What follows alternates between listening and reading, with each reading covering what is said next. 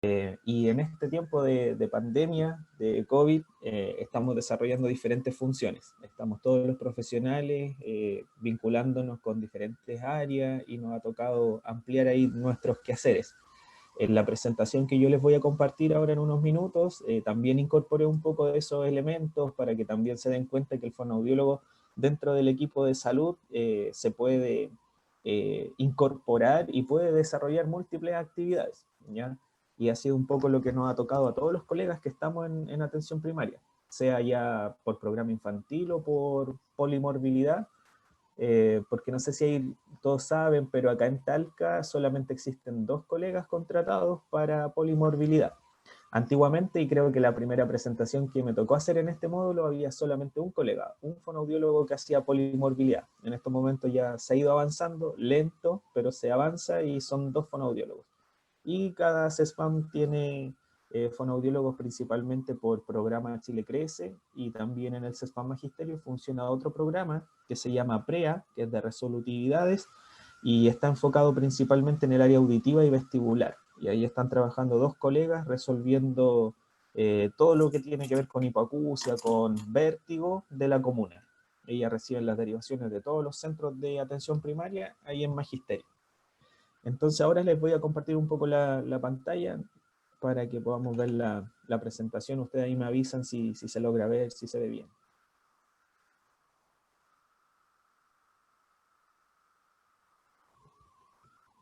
Está cargando, parece. Dice, Edgardo ha empezado la función de compartir.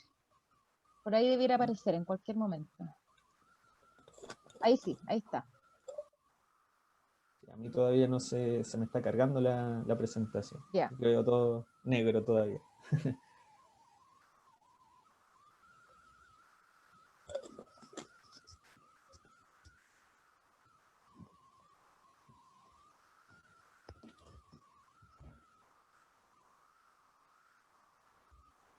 Ahí se ve súper bien, pantalla completa. Bueno, el día de hoy, y tal como hace 3 años atrás, les voy a contar un poquito del rol del fonoaudiólogo en atención primaria de salud. Eh, este rol ha ido incorporando cada vez más actividades, eso también es lo entretenido y eso es lo bueno de que cada año podemos incorporar nuevos temas o nuevas acciones que se han ido desarrollando, y esperamos que esto también se produzca a lo largo de todos los fonoaudiólogos y fonoaudiólogas que participan en atención primaria. No, se dan cuenta también el equipo de salud que somos profesionales que podemos desenvolvernos en diferentes áreas y realizando diferentes actividades, así que es también un poco la invitación a que esto ustedes lo puedan ir aplicando si es que también es un área de interés. Yo me he desempeñado, como les comentaba, principalmente en 2 centros de atención primaria acá en la comuna de Talca, que es el CESFAM Magisterio y el CESFAM La Florida. En el CESFAM Magisterio, principalmente por medio de este convenio que tiene entonces la Universidad de Talca con la Dirección Comunal de Salud, donde se entregaban las prestaciones fonoaudiológicas a todo el ciclo vital, principalmente por parte de los internos, los estudiantes de 5º año de fonoaudiología bajo mi supervisión. Y en el CESFAM La Florida, enfocado netamente al programa infantil, programa Chile Crece Contigo.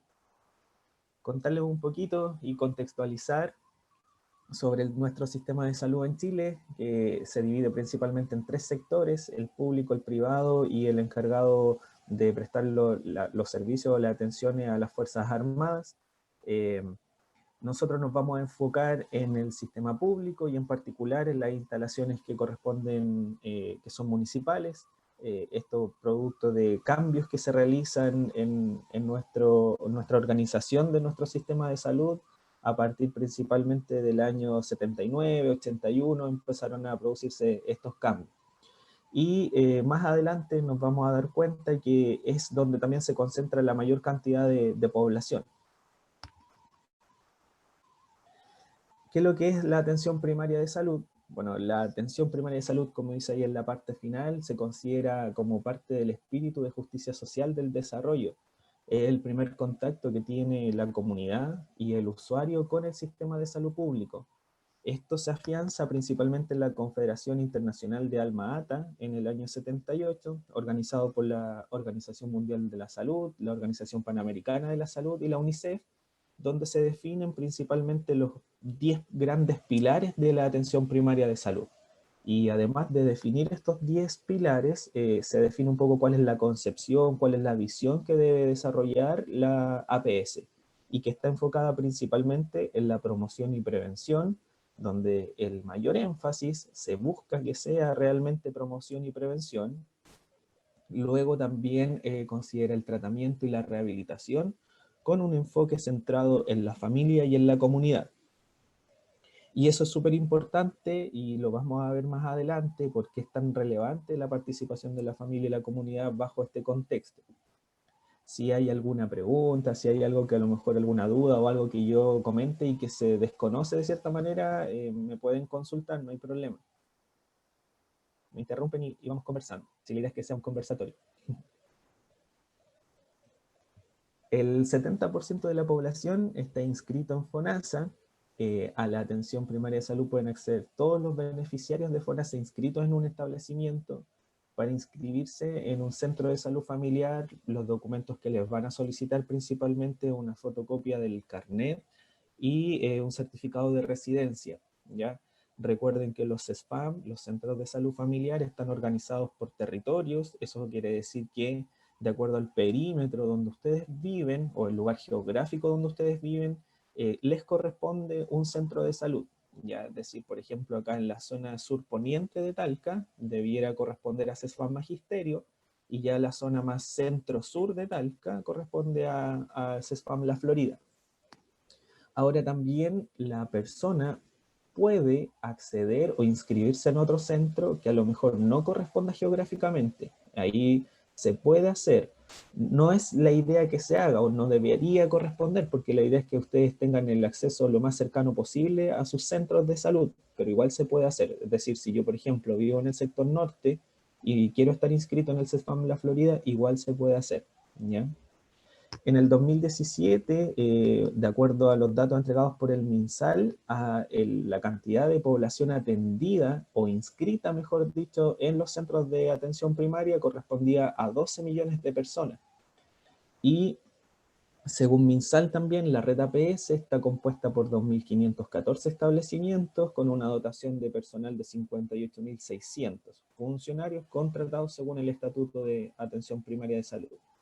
La distribución de usuarios en nuestro sistema de salud, como ya veíamos, se concentra principalmente en FONASA, el 70%, en ISAPRE un 18%, trabajadores independientes un 7% y las Fuerzas Armadas un 3%.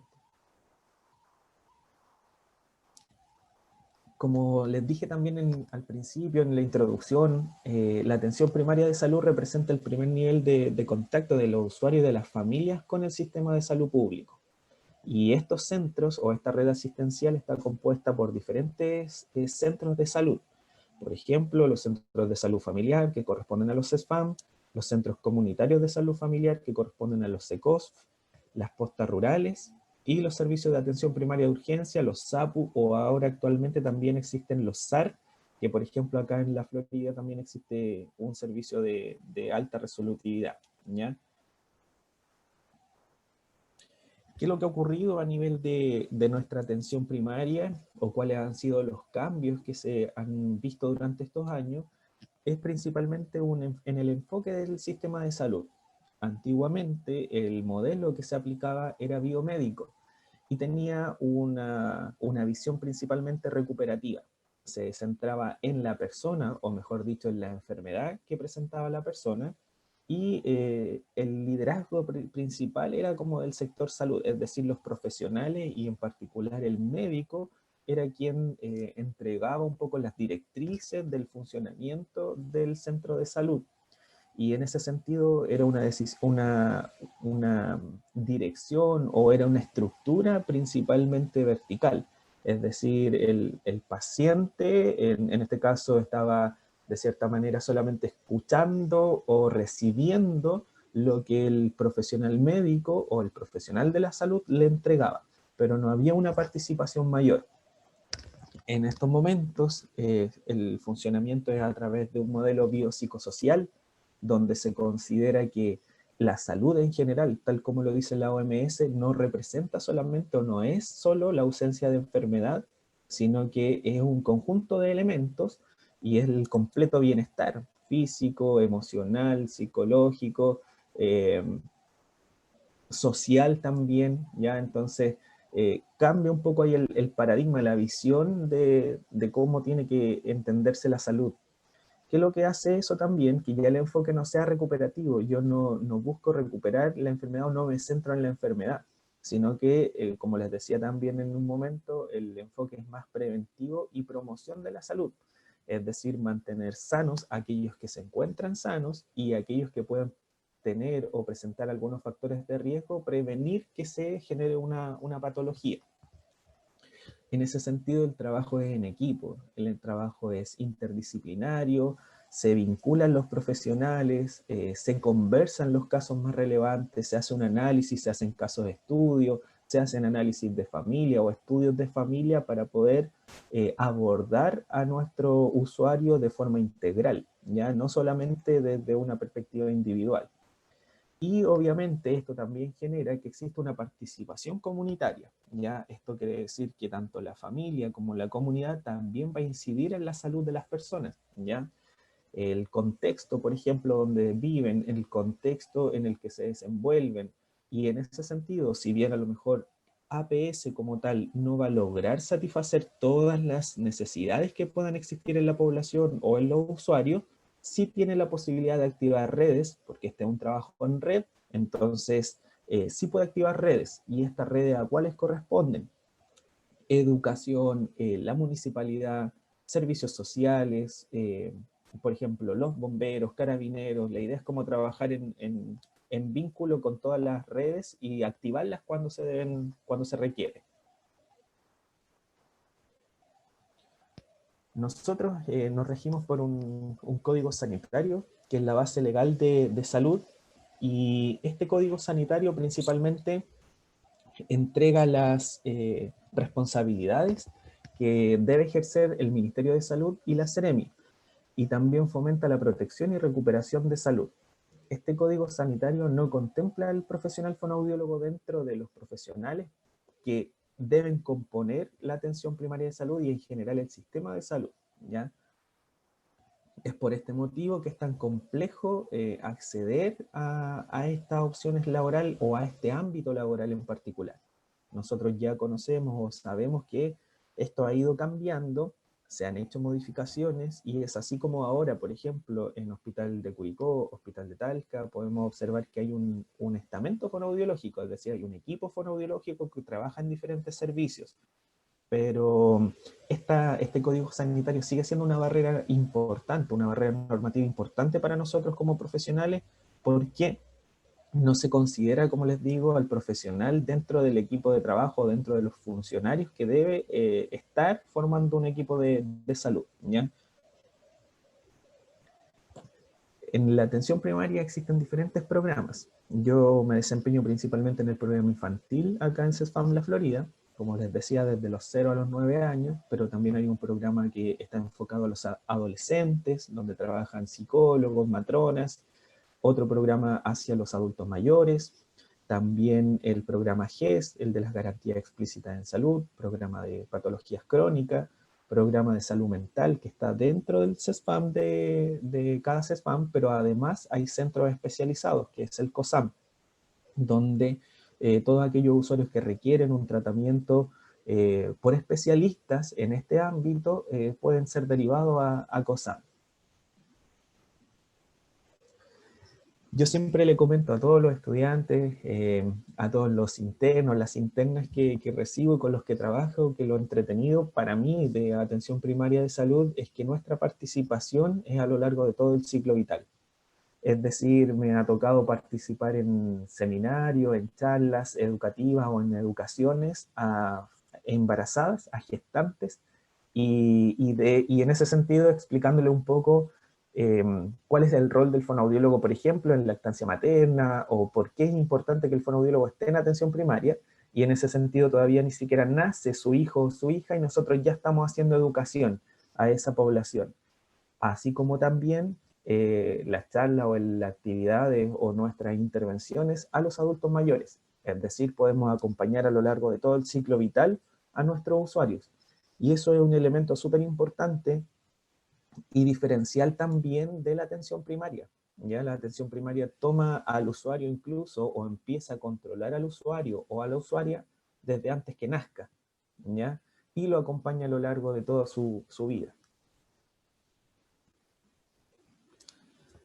En este caso, a ver, en particular, ¿por qué yo menciono estos tres elementos en relación a las prestaciones fonoaudiológicas? Es porque es lo más conocido o por lo que se está desarrollando acá en la comuna de Talca.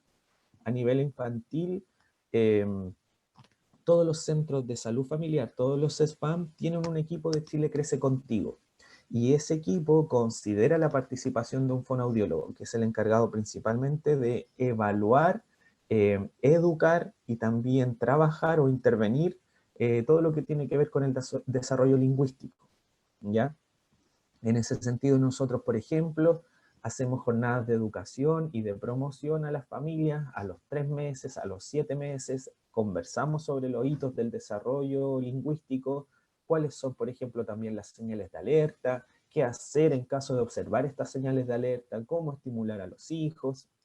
Toda esa información se le entrega a los padres, ¿ya? Ellos asisten con sus pequeños, se hace un taller más también teórico-práctico, donde los ponemos inmediatamente en práctica algunas sugerencias, algunas actividades que los padres pueden desarrollar en casa.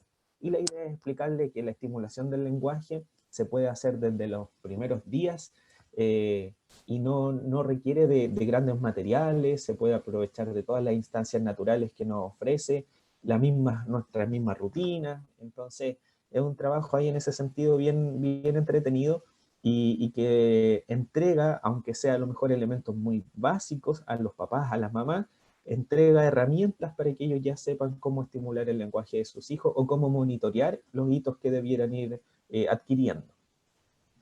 A nivel de adultos mayores, nuestro trabajo se centra principalmente en población con envejecimiento típico y también con envejecimiento patológico. Existen algunos centros de salud acá en la comuna que se han desarrollado talleres de estimulación, por ejemplo, cognitivo, comunicativo, enfocado principalmente a envejecimiento típico, es decir, que nuestra población envejezca saludablemente, ¿ya? A nivel, por ejemplo, cognitivo o comunicativo. Y en este caso en particular, en el CESFAM La Florida, también funciona un taller de Parkinson que se originó hace 9 años aproximadamente, creado por un kinesiólogo, el señor Alejandro Pavés, y desde el año 2013 nosotros como fonoaudiólogos nos incorporamos a ese taller. Y en este sentido, con dicha población hemos trabajado en diferentes actividades, numerosas actividades. Obviamente el enfoque principal es la estimulación cognitiva, la estimulación comunicativa y monitorear la voz, el habla, la deglución y obviamente la deglución, no sé si se me había escapado, habla, voz, deglución y la audición de los adultos mayores con enfermedad de Parkinson. Es un grupo que ya está totalmente formado, tienen personalidad jurídica, hemos elaborado diferentes proyectos que ellos se han adjudicado y, y es un trabajo ya permanente que venimos realizando desde el año 2013 y más adelante les voy a contar un poquito más de detalles de algunas actividades que hemos podido desarrollar con ellos. Pero ha sido un camino bien entretenido porque eh, hemos ido como paso a paso o como hito a hito en torno al taller, partiendo por obtener la personalidad jurídica, luego se postuló también a cada usuario a que pudiera acceder a su credencial de discapacidad.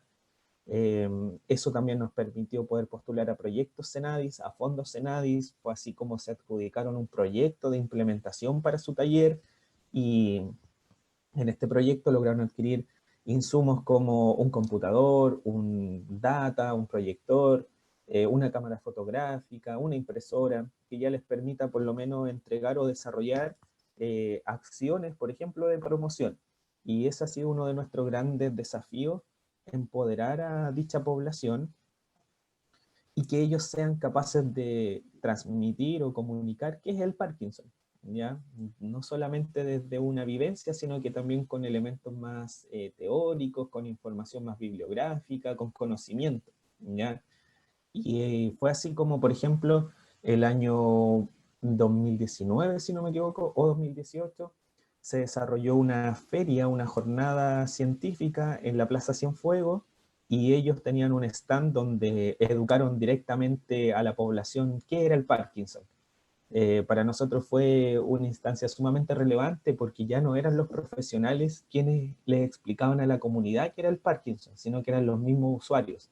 Y fue muy gratificante también para ellos porque ver el nivel de empoderamiento, de manejo de la patología, de las características y cómo ellos se desenvuelven frente a una comunidad, es un poco lo que uno también buscaba como terapeuta.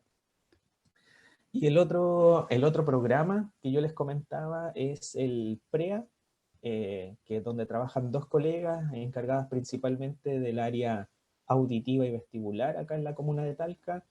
Se realizan los exámenes, por ejemplo, audiometría o pruebas vestibulares. Se realizan también la impedanciometría, las emisiones autoacústicas, y eso está ubicado en el CESPAM Magisterio. Son dos colegas trabajando en esa unidad y ellas tienen que evaluar y hacer el tratamiento a toda la población de la comuna de Talca. Es decir, todos los centros de salud, todos los CESPAM pueden derivar para que reciban esa evaluación o ese tratamiento los usuarios. Ya ahora, de todas maneras, es un avance importante, pero también todavía es muy poquito. Ya, es decir, la idea es ir ampliando un poco también esa misma área, pensando en que son solamente dos colegas trabajando para toda la comuna de Talca en un área en particular. ¿Se entiende hasta ahí? ¿Vamos bien? Ya, bueno, me imagino que los chiquillos están pensando en las preguntas que van a hacer, así que por lo menos están conectados, así que los invito a que vayan pensando, chiquillos, que en las preguntas, no sé, Edgardo, ¿cómo vas tú? Estamos bien con el tiempo, Sí, ¿ah? estamos bien, ¿no? Aquí Valentina dice que está todo muy claro. Ya, Cecilia también, está todo muy claro. ya, qué genial, súper. No, vamos bien en el tiempo y ya creo que estamos por lo menos en 2/3 ya de la presentación.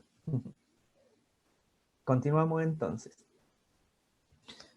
También otro de los programas que existen a nivel de atención primaria, bueno, son las visitas a domicilio, principalmente a usuarios que están en situación de postrados. En este programa en particular, nosotros como fonoaudiólogo participamos, pero generalmente es muy específico el apoyo. Se requiere principalmente una solicitud por parte de la enfermera, quienes son las encargadas de estos programas, y en ocasiones solicitan el apoyo fonoaudiológico, pero es una de las áreas que nosotros también a las autoridades de la comuna le hemos presentado como una unidad que requiere de la incorporación del fonoaudiólogo, porque la mayoría de los usuarios que están en situación de postrado son usuarios que han sido secuelados de accidente vascular. Entonces, mínimo requieren una evaluación fonoaudiológica, ya para evaluar componentes de deglución, de habla, comunicativo, y poder entregar ciertas indicaciones, orientaciones a la familia o a los mismos profesionales de la salud. También existe un apoyo que también es intermitente, lamentablemente no está considerado el fonoaudiólogo dentro del equipo de CCR. El CCR son los centros comunitarios de rehabilitación. En la comuna existen dos centros comunitarios de rehabilitación, uno está en el CESPAM Magisterio y otro está en el CESPAM Carlos Truc. ¿Quiénes son los usuarios que asisten a los centros comunitarios de rehabilitación? Principalmente todos los que han sido secuelados de accidente vascular. Y el equipo que compone el CCR es principalmente un terapeuta ocupacional y un kinesiólogo, ¿ya? Entonces también ha sido otro de los elementos que se ha mencionado que requiere la incorporación del fonoaudiólogo. Si hablamos de rehabilitación y buscamos que la rehabilitación sea integral, no podemos dejar de lado la comunicativa o la cognitiva en este caso también. Y ese es un rol netamente más fonoaudiológico, ¿ya? Bueno, y las otras acciones que también se desarrollan son actividades o jornadas de educación a la comunidad y a los funcionarios de los centros de salud. El año pasado nosotros hicimos dos actividades de promoción en torno a la comunidad, una relacionada con Parkinson, donde logramos un vínculo con una institución especializada en Parkinson que está ubicada en Providencia, en Santiago, que se llama CENPark, y ellos visitaron acá el CESPAM, visitaron las instalaciones, nos mostraron también a partir de imágenes, de videos, sus instalaciones, sus equipos, y contaron un poquito cómo es el funcionamiento de ellos. Es un centro especializado en Parkinson, un centro privado, entonces de cierta manera nosotros nos guía un poco o nos orienta en torno a qué acciones o qué instrumentos, qué máquinas, por ejemplo, podemos ir buscando a través de proyectos, ¿ya? Se generó un vínculo importante y se consiguió que, por ejemplo, los usuarios de acá del taller de Parkinson de la Florida pudieran asistir a este centro en Santiago y fueron atendidos por neurólogos, que era una de las grandes dificultades que tenían los usuarios acá en la comuna, porque el acceso a especialistas es mucho más limitado, o por un tema monetario, por un tema económico, es más difícil acceder, ¿ya? Entonces, ese fue un vínculo bien importante, una alianza que se generó, y ellos también hicieron una charla educativa abierta a toda la comunidad, explicando justamente cuál era su funcionamiento y cuál es el trabajo que han desarrollado en pacientes con enfermedad de Parkinson. Y también el año pasado se hicieron jornadas de educación y también de cierta manera de conmemoración educativa a la población infantil. Conmemoramos en agosto los derechos de los niños y niñas y invitamos a pequeños y pequeñas de jardines infantiles, de escuelas de lenguaje, que están acá en el perímetro del CESPAM La Florida, y estuvimos haciendo ahí un poco, representando los derechos de los niños, de las niñas, y haciendo actividades un poco más lúdicas con esa comunidad, con esa población. Y como ustedes se dan cuenta, hablamos de población infantil, hablamos de población adulta, adulta mayor, y en ese sentido el abordaje fonoaudiológico es en todas las áreas, incorpora todas las áreas. Habla, deglución, voz, audición, lenguaje, el tema cognitivo ahora también, ¿ya? Entonces, nuestro quehacer en atención primaria es bien amplio, podemos hacer muchas cosas. Ahora les voy a comentar un poquito qué es lo que ocurrió cuando comenzó la emergencia sanitaria, cuando ya se empezó a desarrollar el tema del COVID, y cómo ha cambiado también un poco nuestro trabajo acá en atención primaria.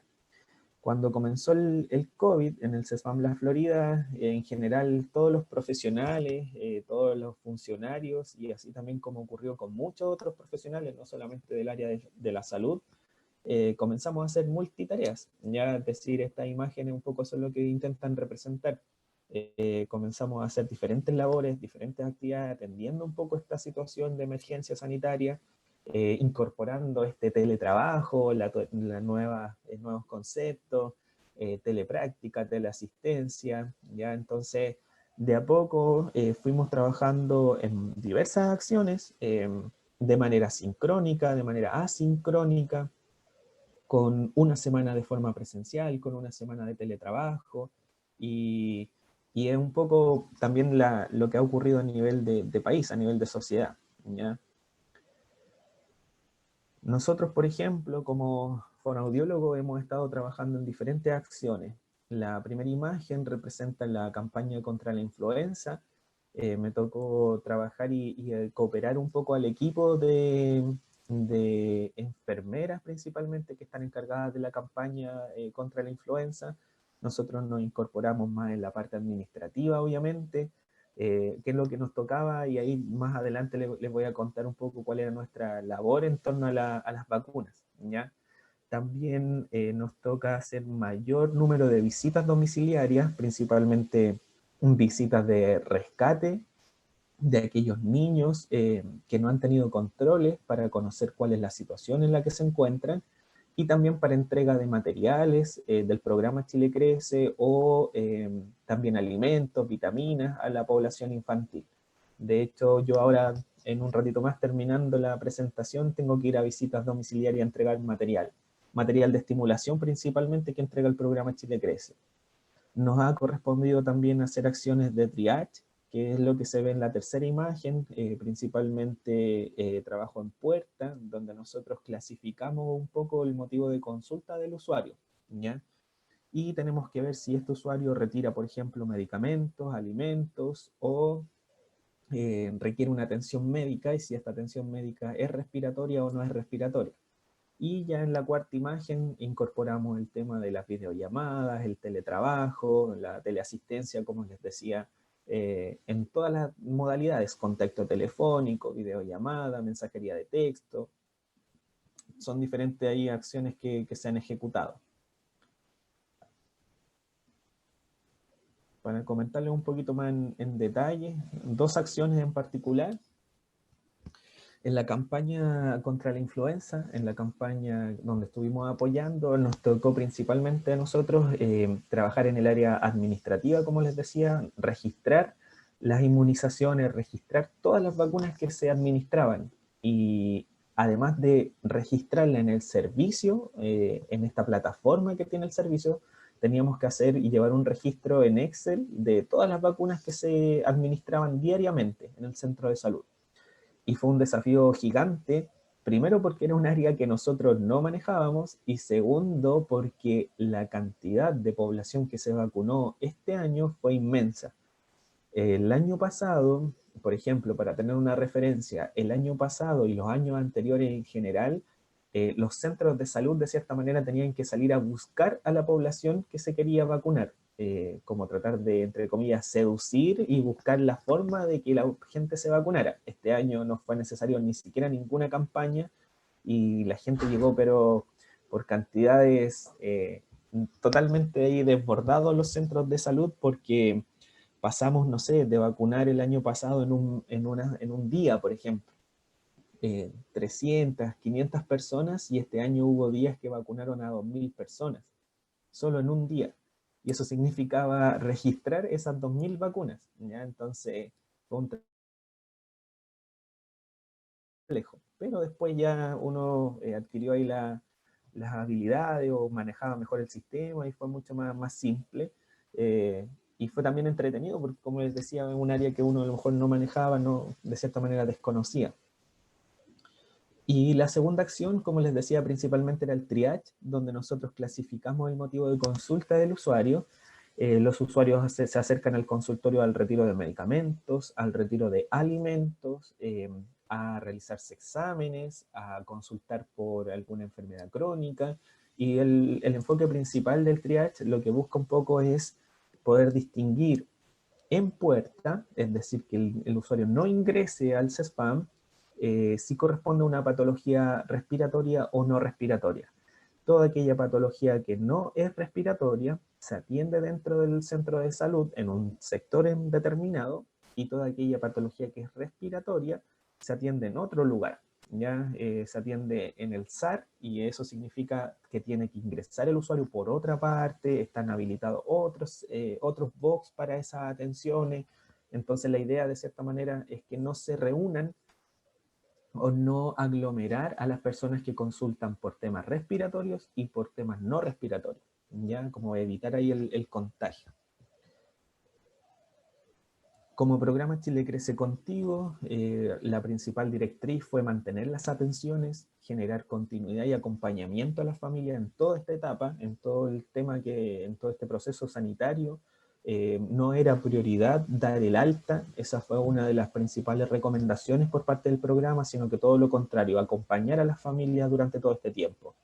Para eso se han hecho cápsulas, se han hecho videos, se ha creado material explicativo, educativo a las familias. Más adelante yo les voy a mostrar ahí algunos ejemplos, donde nosotros entreguemos estrategias de estimulación del lenguaje a nuestra familia, estimulación motora también, para que ellos puedan seguir con este trabajo y ante cualquier situación, por ejemplo, alguna señal de alerta o alguna situación que sea compleja, ellos nos informan y nosotros activamos inmediatamente las derivaciones, en el caso que corresponda. En ese sentido, hacemos contacto telefónico a nuestros usuarios y también videollamadas y las visitas domiciliarias de rescate cuando no podemos, por ejemplo, contactarnos con alguna familia, ¿ya? Es decir, si pasan varias semanas o pasa, por ejemplo, que hay algunos teléfonos que no funcionan, nosotros hacemos visita domiciliaria para conocer el estado de salud de esa familia. Algunos ejemplos de guías fonoaudiológicas que nosotros hemos enviado vía PDF, a través de WhatsApp, de correos, por ejemplo, para que las familias puedan trabajar.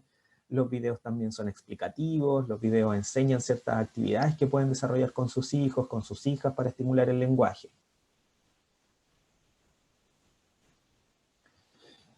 Y en todo este tiempo también, uno de los elementos principales que ha utilizado el centro de salud ha sido la plataforma Facebook para informar, para educar a la familia, para educar en general a la población. ¿Ya? Entonces ha sido como el principal mecanismo de utilizar y mantener como contacto con la población ha sido Facebook, en el Facebook de CESFAM La Florida, donde se entregan diferentes informaciones, por ejemplo, esta es una de ellas, cómo sospecho que me contagié de COVID, cuáles pueden ser los principales síntomas, qué es lo que debo hacer, a qué número puedo llamar.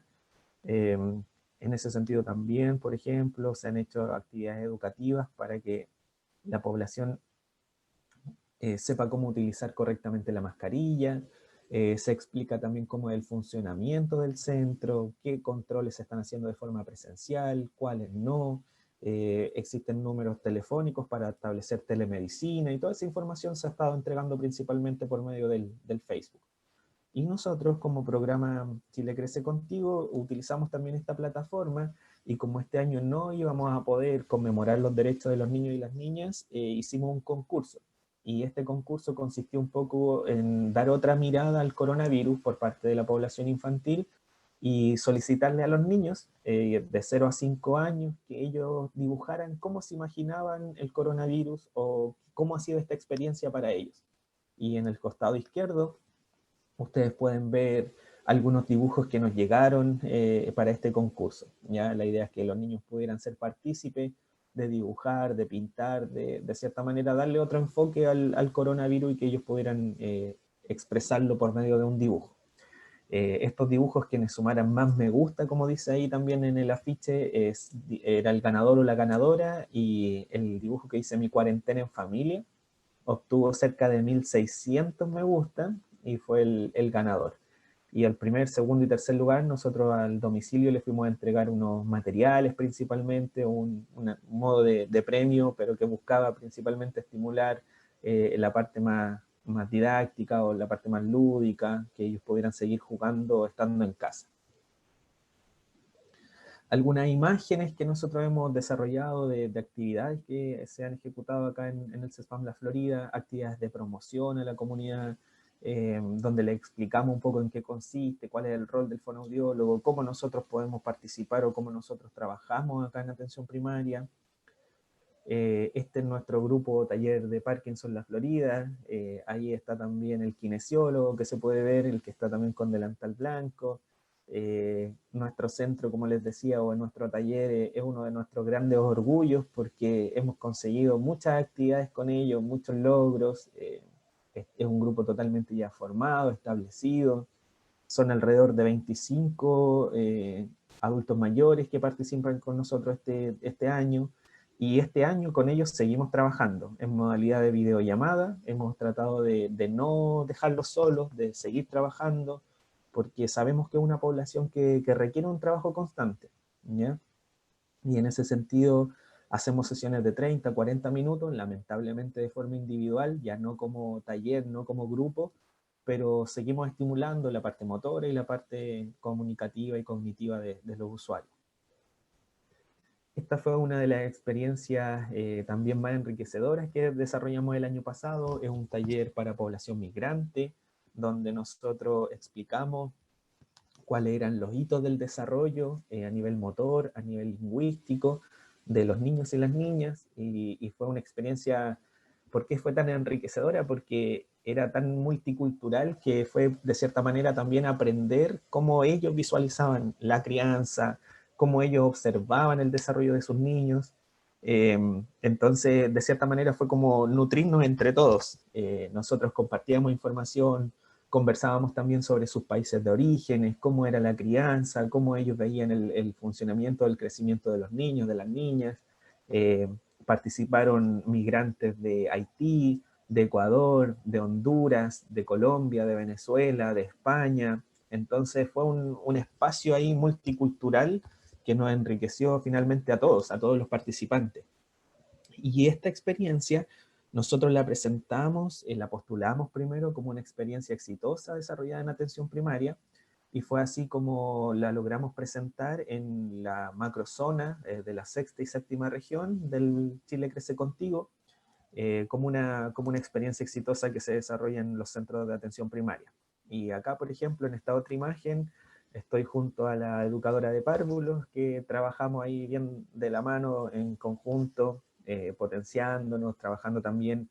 Acá también funciona una kinesióloga en el programa Chile Crece Contigo y otra colega, otra fonoaudióloga. Entonces somos un equipo de 4 personas, más obviamente las matronas, la enfermera y los TENS, que trabajan y conforman el equipo Chile Crece Contigo. Y en ese sentido, ahí en la zona, en la macrozona de sexta y séptima región, presentamos esta experiencia exitosa, como una buena práctica que se desarrolla en atención primaria. Y una de las últimas imágenes que les quería compartir fue uno de los proyectos también que nos adjudicamos con el grupo Salud Parkinson, y desarrollamos las primeras Olimpiadas de Parkinson el año pasado, donde pudieron participar una delegación de Linares y la delegación de acá de Talca.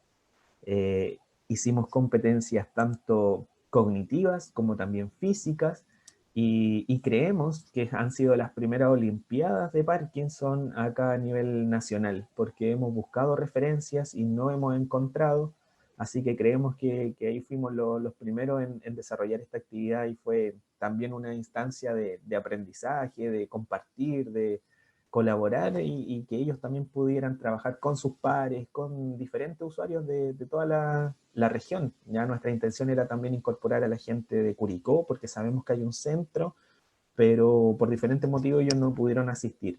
Y solamente asistió la delegación de Linares, más nuestro taller de acá de Talca.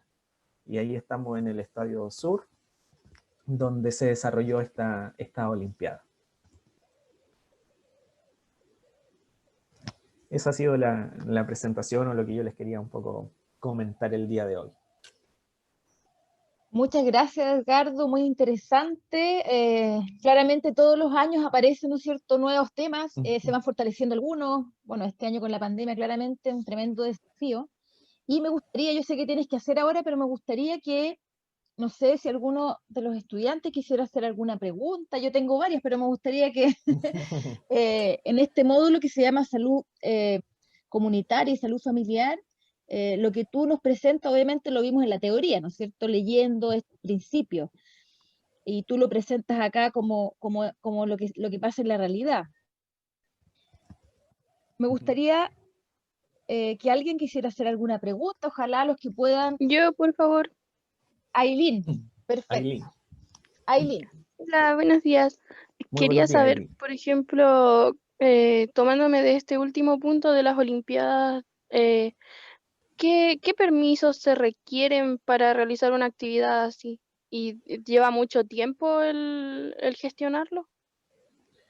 Sí, a ver, el tema de las Olimpiadas, por ejemplo, fue desarrollado con fondos que entrega la Dirección Comunal de Salud. Esto se enmarca dentro de las buenas prácticas también de la APS. Entonces nosotros ahí con el kinesiólogo revisamos las bases primero qué tipo de proyectos se podían postular, cuáles eran los montos también para poder postular proyectos. Se elaboró el proyecto, se presentó y se adjudicó el tema de los recursos para poder ejecutarlo. Nosotros lo postulamos por medio de esa posibilidad, o sea, de los recursos que entrega, en este caso, la misma dirección comunal, pero a través de las buenas prácticas. Tengo entendido y sé que también existen otros fondos que, por ejemplo, dependen del Ministerio del Deporte, o no sé, el mismo Senadis también entrega ciertos fondos para adjudicarse proyectos, pero nuestro enfoque en este caso fue netamente más a lo mejor dirigirlo hacia la dirección comunal, por un tema también de que ellos conocían esta buena práctica y estaba mucho más cercana a lo que se hace en el centro de salud, ¿ya? El proceso en sí es largo, es complejo, pero no es tampoco algo que uno diga no se puede desarrollar.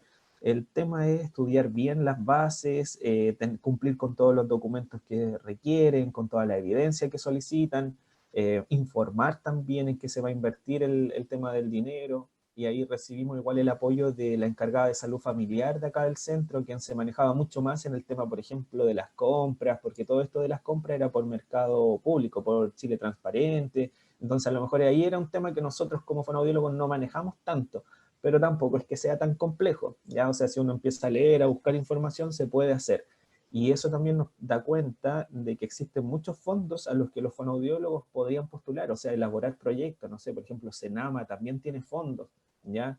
Y creo que es una de las grandes, probablemente, áreas que hay que empezar a explotar, porque es la forma también de poder acceder a los trabajos y también de explicar que el fonoaudiólogo puede hacer otro tipo de actividades, no solamente se va a dedicar a evaluar o a intervenir, sino que el tema de la elaboración de proyectos, la investigación, es también una de nuestras áreas.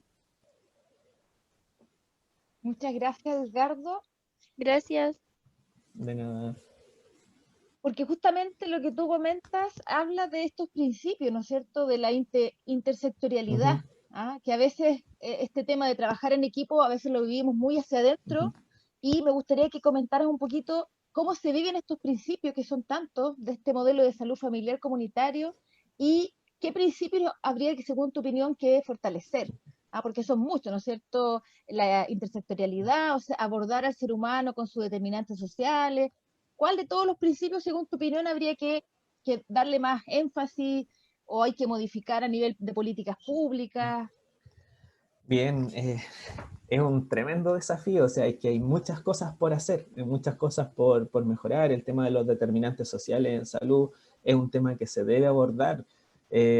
Nosotros dentro de la atención primaria, de cierta manera, se intenta aplicar el tema del enfoque del modelo biopsicosocial y de poder considerar todos los determinantes sociales que influyen en nuestra salud, pero de cierta manera siento que igual todavía es muy limitado el trabajo que se puede desarrollar por diferentes situaciones, por un tema de cumplimiento de metas, por un tema de restricción de tiempo, porque no existe a lo mejor la cantidad de profesionales que se requiere.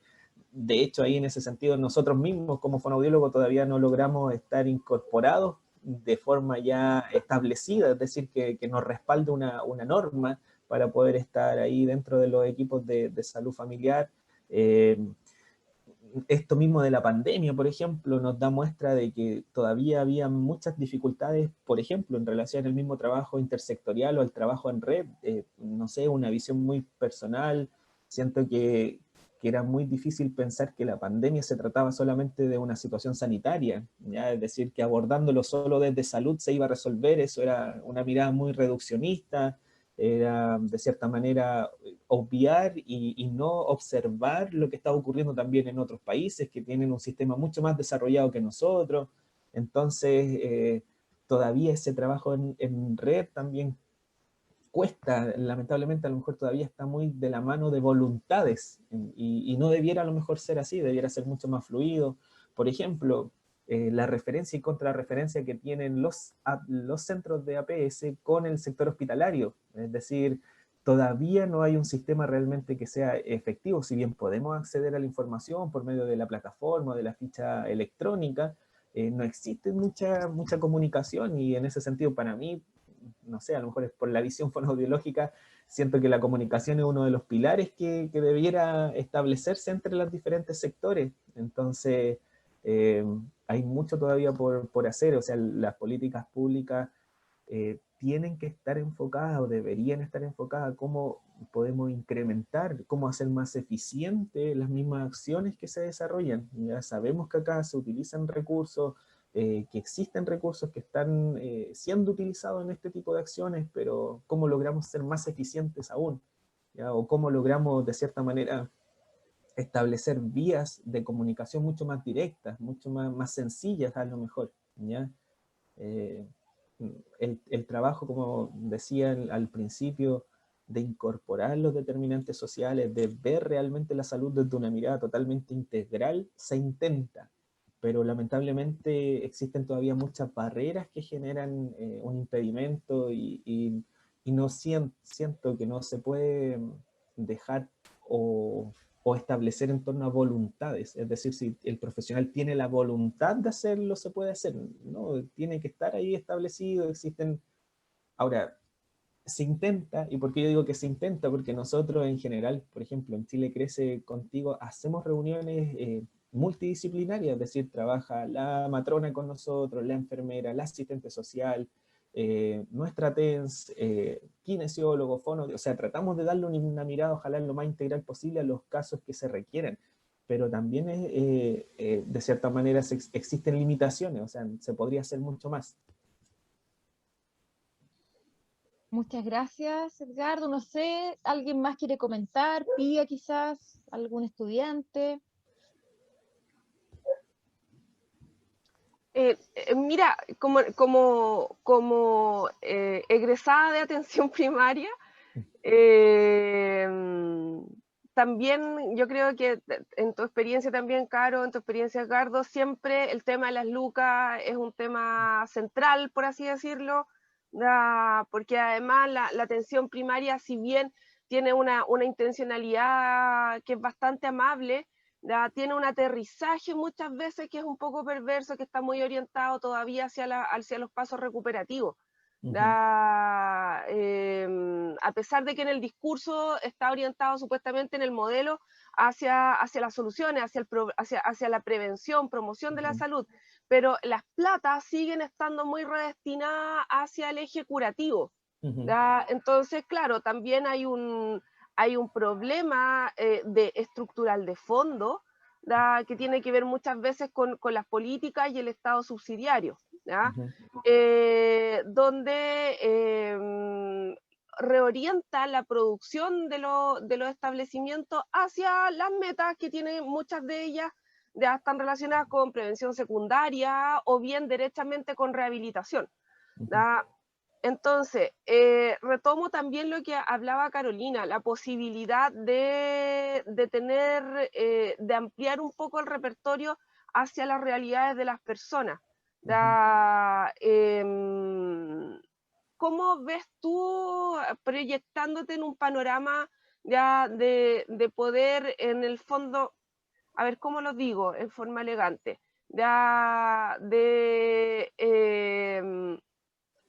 no es hacer trampa, sino que es como desde la gestión poder cumplir en el fondo con lo que te piden, pero innovando? Bueno, yo creo que lo que hemos intentado justamente con la misma presentación de estas experiencias exitosas es demostrar que se pueden hacer más acciones vinculando a la comunidad y fomentando la participación de la comunidad en acciones que apunten netamente a salud. En ese sentido, por ejemplo, yo trabajaría de forma mucho más directa con el Consejo de Desarrollo Local, incorporando a la comunidad, vinculando a las juntas de vecinos, trabajo a lo mejor con los adultos mayores o con los centros de adultos mayores que estén cercanos al CESPAM, elaborar y crear proyectos que vayan en el sentido justamente de promocionar y de prevenir ciertas a lo mejor patologías, pero enfocadas a la comunidad, directamente a la comunidad y con la participación de ellos. Es decir, el Consejo de Desarrollo Local, si levanta información, no nos sirve solamente que nos levante la información, sino que también después entonces nosotros ejecutemos algo con esa información, ¿ya? Entonces, y en ese sentido yo creo que se puede gestionar, se puede organizar, no requiere tiempo, requiere cierto la utilización de nuestro tiempo, pero se pueden hacer gestiones o se pueden hacer acciones que busquen la participación mucho más activa de la comunidad. No podemos seguir pensando que la comunidad solo viene en búsqueda de un servicio. Tenemos que vincular a la comunidad en torno a su salud, explicarle también la responsabilidad, el rol que tiene cada usuario en torno a la salud. Y en ese sentido tenemos que lograr ese nivel de participación mucho más real, y se puede hacer. O sea, yo creo que tampoco, si partimos desde pequeñas acciones o pequeños grupos, nos vamos a ir dando cuenta que esto se puede ir elaborando o creciendo mucho más. ¿Ya? Es decir, por ejemplo, el mismo trabajo que nosotros hicimos con población migrante, partimos con una población de 4 o 5 familias, y después ya logramos trabajar con cerca de 20, 25 familias, ¿ya? Entonces, ahí hay una muestra que no requería de cierta manera tantos recursos tampoco, ¿ya? Entonces, siento que falta ahí un poco más también de tiempo, de motivación por parte de nosotros mismos, pero que también se entiende, porque estamos sometidos a otras funciones que también de cierta manera limitan o restringen esa posibilidad. Edgardo, disculpa, ¿cuántos años llevas en atención primaria? Desde el 2013. Ya, es harto tiempo.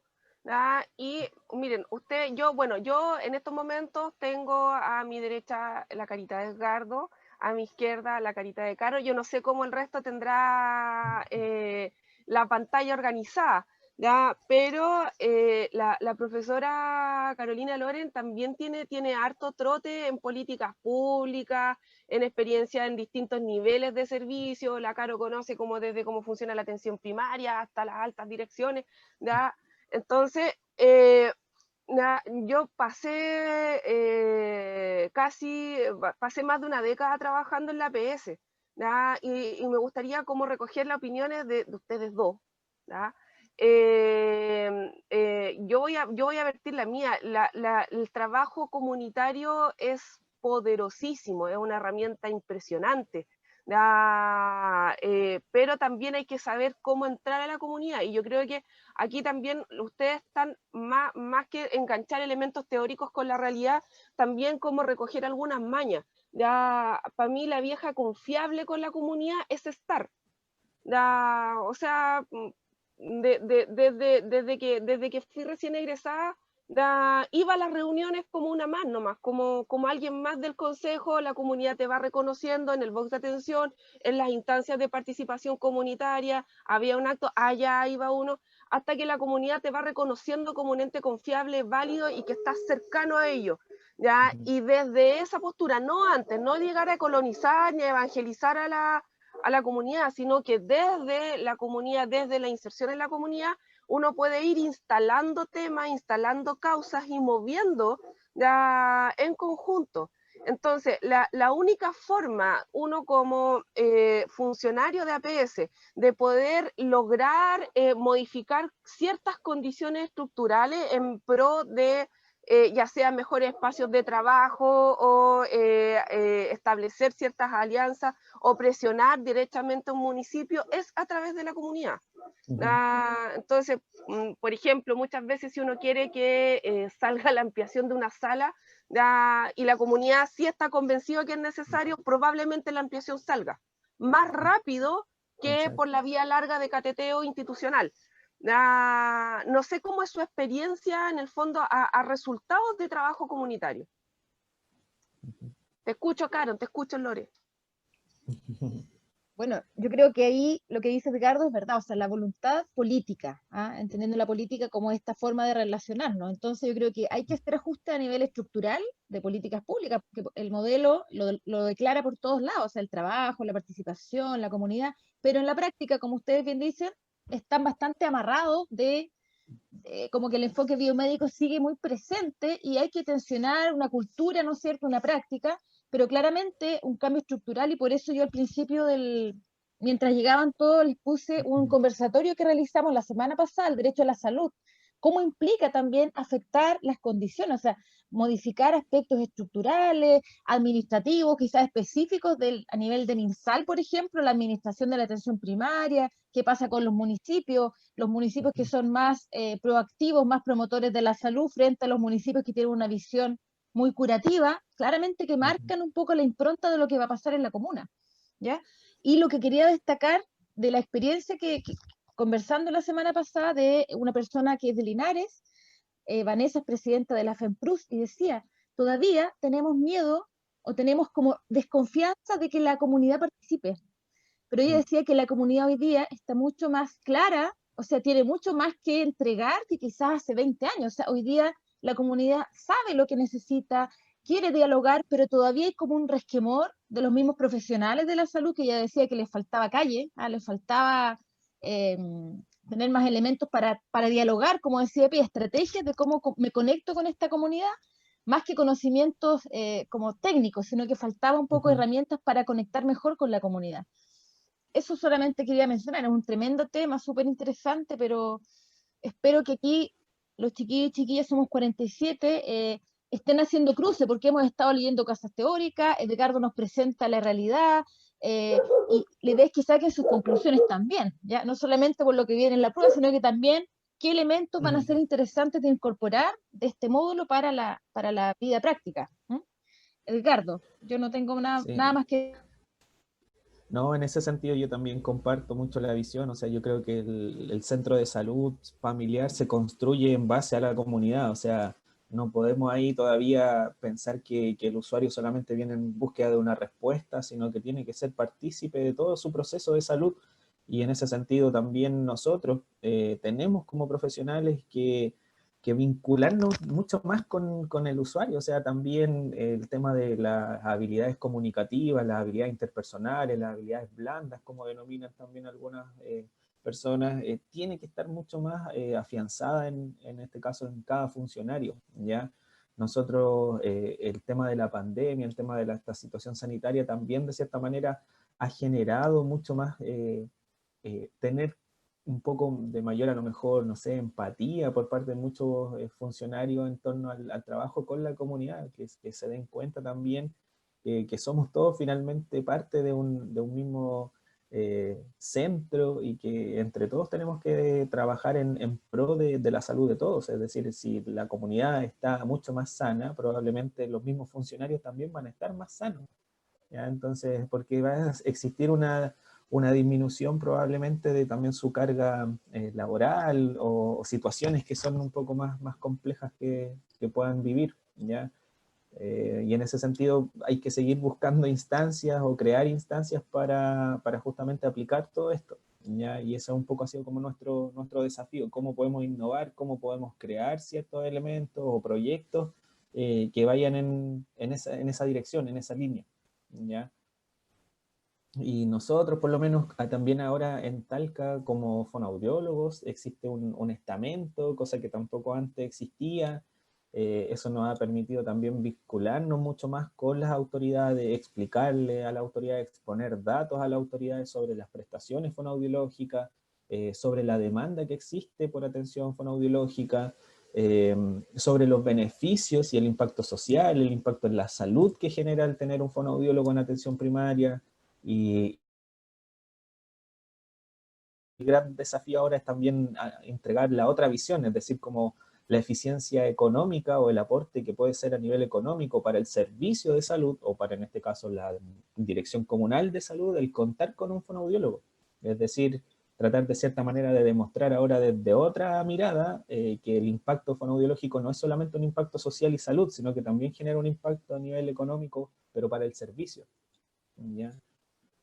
Así que ese es como uno de los próximos desafíos. Espero el próximo año, así me invitan, presentarle los resultados. Muy bien, muy bien. Muchas gracias, Edgardo. Nuevamente.